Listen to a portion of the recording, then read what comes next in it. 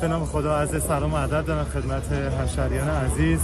همونطور که از قبل قولش داده بودیم، بازگشایی محور 20 متری هستش که ان شاءالله بتونیم در ایام عید بار ترافیکی شهر رو یه مقدار کمتر کنیم و مردم از مشکلات کمتری تو ایام تعطیل برخوردار باشن. ممنون از شما. ما داریم عرض سلام دارم خدمت همه دوستانی که تصویر ما رو می‌بینن. من عرض کنم خدمتشون فاز میانی رینگ 20 متری بعد از یک سال فعالیت عمرانی با همکاری و همیاری واحد عمران و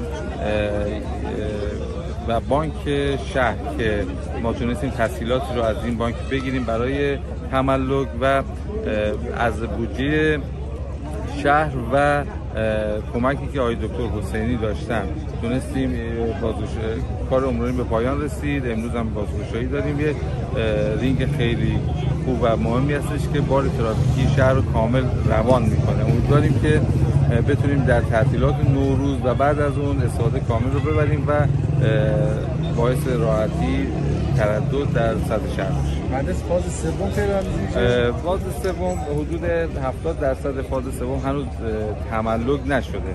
با توجه به مشکلاتی که در طرح جامع ما داشتیم برای کاربری‌های زمین‌های باقی مانده، در تلاشیم که بتونیم با مالکین توافقایی رو انجام بدیم و کاربری‌های زمین‌ها رو به مسکونی تبدیل کنیم که این دوستان هم بتونن از مجوزهای ساختی که صادر میشه استفاده کنن و توافقهای خوبی باشون انجام بدیم. ما با 2 یا 3 از این دوستان نشستی داشتیم. انشالله در سال جدید بعد از شروع کار کمیسیون ماده 5 در استان پرونده رو میبریم به استان. انشالله بتونیم که هر چه زودتر کار تغییر کاربری‌ها و توافقها و بازگشایی انجام بشه. مهندس این وسط هم 2 تا تیکه عقب نشینی نکرده.